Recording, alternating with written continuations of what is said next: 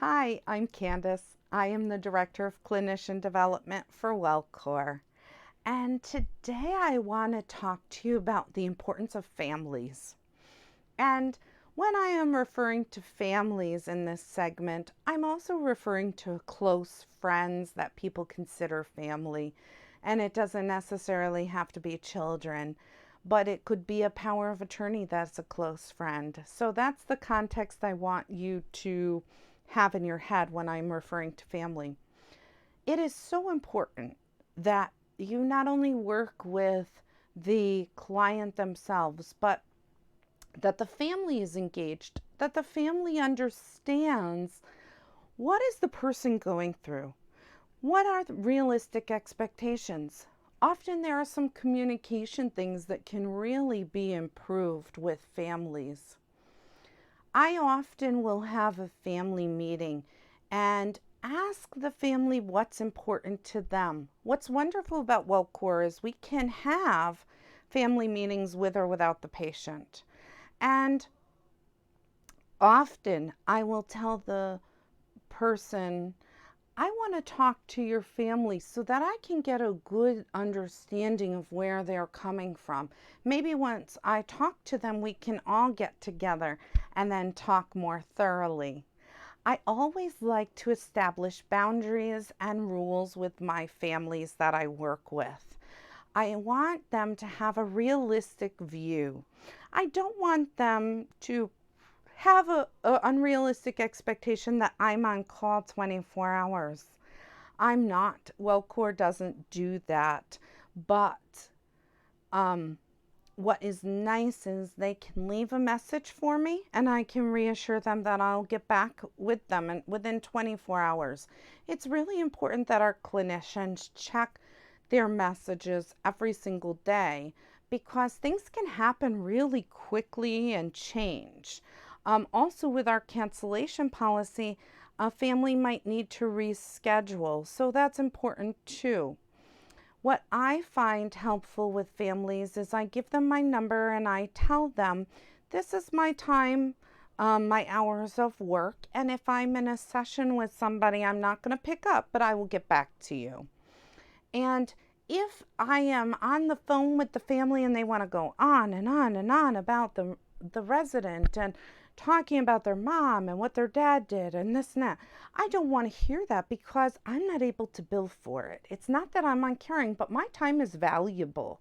And you wouldn't just call a doctor and have their time when you have a medical issue stuck on the phone. What do they tell you? Come on in and we'll talk about it, right? Let's make an appointment. I'll see you next week, right? Same thing with us. Our time is valuable. Your time is really valuable and needs to be respected. So if you set that expectation early, there isn't a misunderstanding.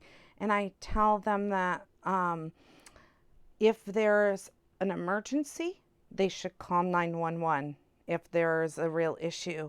And if they're at a facility, the facilities will be able to do that because we do not triage that right now. Maybe down the line, but not right now.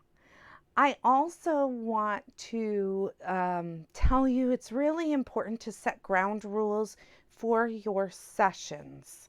And often families need to know how long the session is. You don't want it to go on and on. You lose people's attention after 45 minutes. 45 minutes is plenty of time for you guys to discuss what you need to. If more needs to be covered during that time, a follow-up family session can be arranged. You're not going to fix the family. If the family has had miscommunication and trouble for the last 30 years, you certainly aren't going to fix that, especially in a session. But you have to discuss, what is the meeting about? What is your topic about?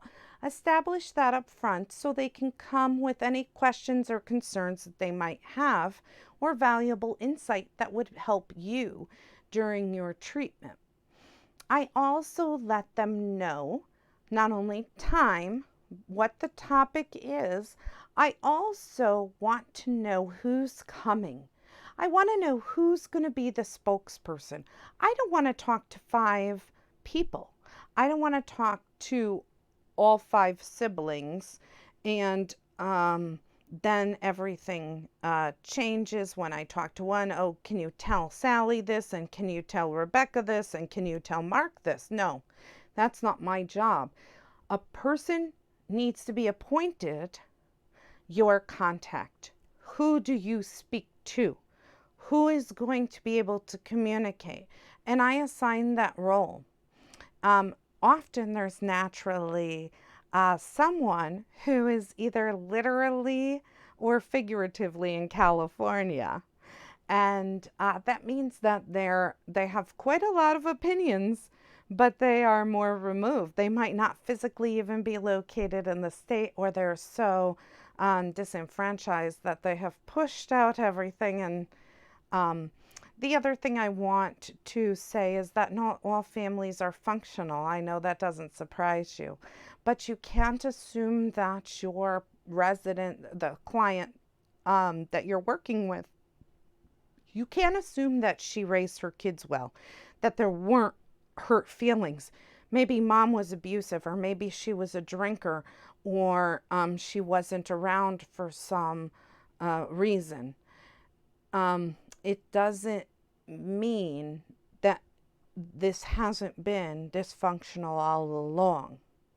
And so I want to also remind you, when doing family sessions, that you establish the rule of one person talking at a time. You can take a break. If it gets into a heated argument, you can stop that and say, okay, let's stop now. All right, we're not going to resolve this right now. Let's put it on the back burner. Let's move on to our next topic. And you might need to model this for them. Maybe they need to hold something. I know some people use a talking stick, that if you're going to talk, it has to be passed to you. Maybe you have to do that. I particularly don't. I can only hear one person at a time. I want to hear everybody's point of view so that we can discuss it. I'm going to give you an example of a family session that I had. It was really interesting because the resident was doing not that great. The reason why she wasn't doing great was she was in a regular assisted living and she needed memory care. What was important to her was her picture board on her door to her closet. She memorized people's names by where their picture was located. And so she would review this each and every day so that she wouldn't forget her family. She knew she had some memory issues and she was struggling. The family called and they said, oh my gosh, the facility said we have to move mom. This is going to be awful. Mom's going to react horribly. How are we ever going to get through this? I don't even know how to tell mom. I went to see mom and I said, do you like being here? Do you like your apartment? And she said, yeah. I said, if you could change things, what would you change? And she said, I've always wanted a purple comforter. I would love that. That would make me really happy because purple's my favorite color. And I said, oh, that's great. That's mine too. And I said, that's wonderful. Maybe one day you'll get one. Oh, I certainly hope so. And I said, so how is it living on the 3rd floor? You're pretty high up. She says, oh my goodness, you're telling me. I can't even look out the window. I don't like heights. I used to love my house where I would sit and watch the birds. And up here, I can't sit and watch the birds from here. And it's way too high up. And I have to take an elevator to get anywhere. And that makes me a little nervous. I said, wow, you make really good points. And what ended up happening is I said, you know what? I'm actually here today to give you some good news. Really? What do you have to tell me? What are you here for? I found out that your family, they were so smart and they knew that you would want to be on the bottom level. And it's such a great place that there's a really long waiting list. And guess what? Your name came up. There is a spot for you downstairs. And you know what? I'm going to find out, but I bet you can put a bird feeder right outside too. Oh, that would be perfect. I've been waiting for a room like that. And then I said, it'd be really neat if you could have your purple comforter, wouldn't it? She said that would definitely make my life so much better. So I left the resident. I reported back to the family meeting. We had another family meeting set up where I said to the family, this is what I told your mom. This is what we discovered she wanted and needed. And let's see what we can do. I talked to the facility and found that yes, there's an area for her to put a bird feeder. They said, oh, we can put mom's chair right in front of the window. I said, absolutely. And let's look at rooms because we had the choice of 3 different rooms. And we looked and we saw one that had a similar layout. The other one was kind of reversed. So I thought, well, that'd throw her a little off. So I said, let's make sure we have a room on the bottom floor with the ability to put a bird feeder. You guys get a bird feeder. And I want you guys to know that your mom has memorized and knows everybody's name on that door. So the important thing is to take a picture of that door so you can replicate it downstairs and put that on the door of her closet so she has the same order or it will throw her off. And they wanted to get all new things. And I said, no, don't get new things because you want her to recognize what she has. You want her to recognize her belongings so she's not as thrown off due to the move. And so what ended up happening was I told them, I want one of you to take mom to lunch and I want you to go and you guys pick out a purple comforter because that's what she's excited about. And so they set it up. The men were going to do the move things from upstairs to downstairs. Mom wasn't going to be there, so it wasn't going to be traumatizing for her. They took a picture of the door and how things were, and the boys moved everything, and the girls took mom to lunch.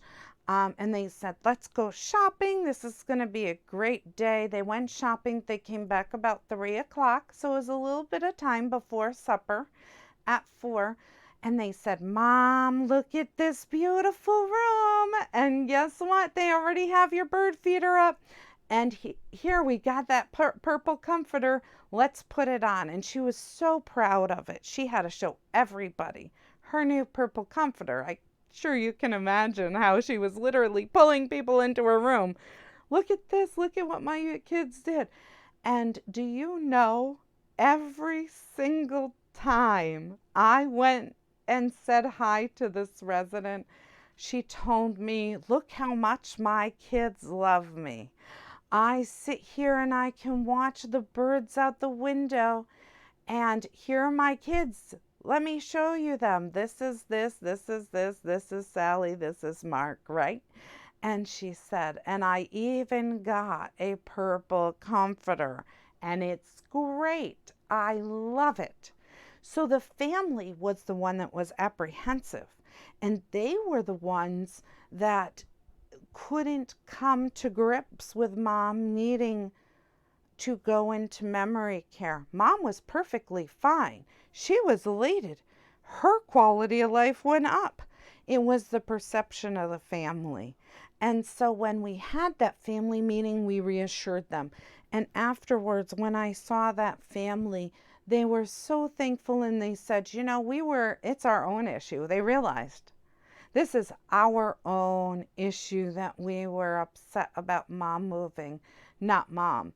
And I think that's so powerful for us to remember.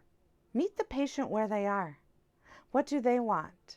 And we allowed the family to grieve. We allowed for them to talk about, and they talked about how mom isn't always mom. We've already gone through a loss. With dementia, a lot of times it's harder on the family than the person going through it because it's a struggle to watch. And as mom changes, you have to get to know a whole new person.